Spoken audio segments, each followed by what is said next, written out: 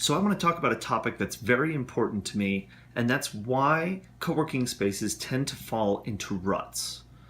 So first of all, what am I talking about with ruts? Well, basically what happens is when you start a co-working space, in the beginning you tend to have a lot of energy around getting things started. There's this time before the space is open, you're looking for a space, you're dreaming of what it can be, you're organizing people, you're having events, you're having happy hours, people are really engaged, and there's a lot for people to get involved in because you're building a space, you have to finance it, you have to paint the walls, there's all these opportunities for engagement.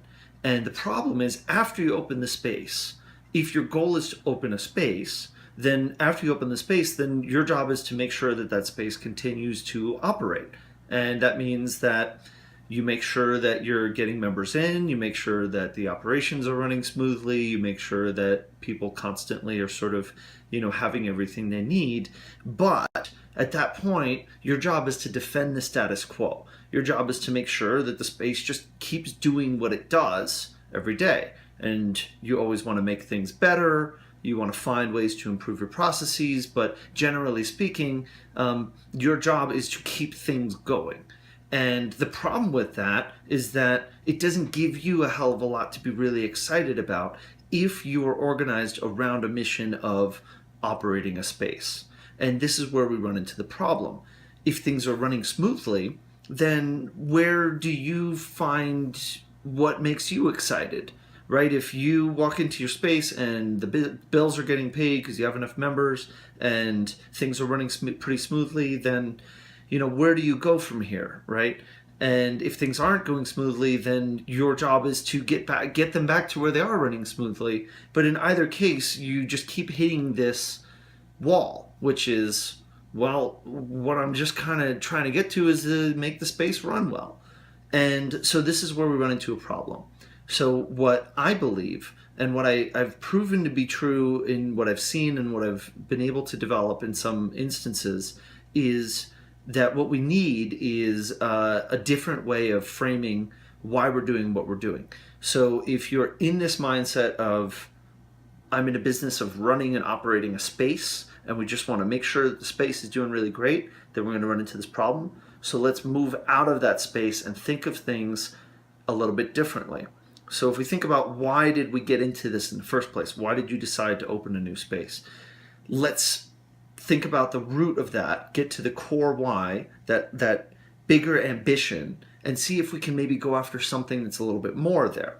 So in most cases, I'm hoping, if you're running a co-working space, you're doing it because you care about helping people. You want to connect people, you want to make it possible for people to find each other, get out of their homes, build more successful businesses, build a better neighborhood in your area, in your region, educate people, right? Make it more accessible for people to join and participate in the new economy. Maybe you care about making it easier for people to find the resources they need to manage themselves better. A lot of people are working for themselves now for the first time. Co-working spaces are tremendous resources for that. So there's all these reasons, right? All these deeper purposes behind why you decided to do a space. So if we can articulate what that higher purpose is and think about what you're doing in terms of that higher purpose, and you say, okay, maybe I'm not in the business of running a space. Maybe I'm in the business of connecting the new workforce, right? Empowering and educating and inspiring the members of the new workforce to connect to each other and help each other out through community. If we take that ambition, that's something you could work on for decades, right? And the space, the physical space, is really just one manifestation of that.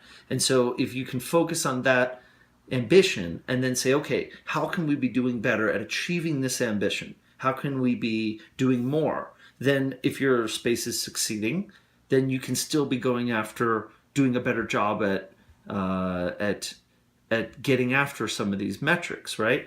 And if your space is struggling, instead of just trying to get more bodies in the door, you can think about how you can be doing a better job of actually helping people in the ways that you're committed to. So what I'm working on is a program that makes it easy for co-working space owners to do this. And the way that that works is that it starts by getting us out of the mindset of being in the business of renting space and getting us into the mindset of being in the business of connecting people and doing that through gatherings and through programming. And so the problem that you have right now, if you're just running a typical co-working space, is that the calendar just kind of stretches out into forever. There's no real compelling reason why a member should join tomorrow as opposed to a month from now or a year from now. And what you find is that a lot of potential co-working space members just never join. They just never get around to it because working from home is free, it's cheap, it's easy, it's convenient, and potential prospective members of co-working spaces need a really compelling reason to get out of their house and join today. And as much as some people would like to think that the biggest competition for co-working spaces is other co-working spaces because there's so many opening right now, the reality is that our biggest competition is the fact that working from home is easier, or working from a cafe even, right? That a lot of the people who would be members of co-working spaces just aren't joining. And so I think if we can give them a more compelling reason to join, then they will. And so the way that I see that happening is through a program. I managed to do this successfully at Newark City in New York through Cotivation, which was a program I did based on New Year's resolutions. And the whole idea was I needed to get new members in the space. I didn't want to just try to fill it with bodies. I also wanted to get the culture sort of revitalized. And so I put out a program and I said, join by this day, set your goals and share accountability with other members. And we're going to do a program together for a 5-week period. And the people who showed up, we had a share of existing members and a share of new members that showed up. And they instantly formed tremendous bonds. They set their goals. They met on a weekly basis. They formed sort of co-working groups around it. And they managed to form an incredible core that helped us to revitalize our community. And so what I'm doing with this new program, which I'm calling the Impact Coworking Program, I've got a few other names for it, but that's kind of the one I'm working with now, is to give co-working spaces a structure to work with for implementing a similar program in their spaces, where we say, okay, on a seasonal basis, we're going to have a period of time where we're going to recruit new members to join and even existing members to re-engage by setting their goals and sharing sort of what their challenges are, what's on their mind for the coming few months, and articulating that, writing that down, putting that in a survey so the co-working space can see what's going on. And then we set a meeting, and there's a date for the meeting, right? It's the first Wednesday after Labor Day, right? And on that day, members will gather. They'll talk about what they're going to want to work on for the summer season, and they'll have an opportunity to form subgroups, to plan gatherings and activities for that season. And they'll form teams and they'll do their thing. And then over the course of that season, you can encourage more gatherings and sort of, activities around the things that the members are trying to achieve during that time. And then at the end of the season, you get to review how everyone did, celebrate successes, do kind of a show and tell, right? Show off, celebrate how these things worked out for members, because otherwise a lot of these members don't have an opportunity to show off what they're achieving. And so we get to kind of cover that for them, which is great, and celebrate, right? And having that kind of ritual, I think, is really valuable. And so we have that, and then we recommit, we re-engage. We say, okay, summer's over. We had this period. We worked on our stuff. We succeeded in some ways. We struggled in some other ways. What are our goals for the fall?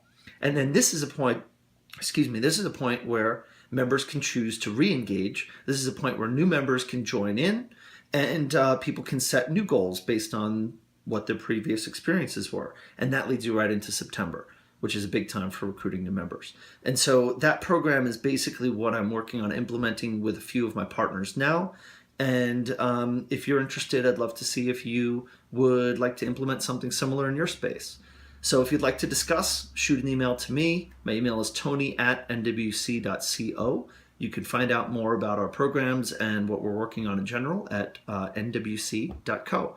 And I don't know how many more videos we'll be doing like this, but if you're interested in learning more through the video world, then go ahead and subscribe to this channel and give it a like. And of course, I'd always appreciate a share. Thanks a bunch.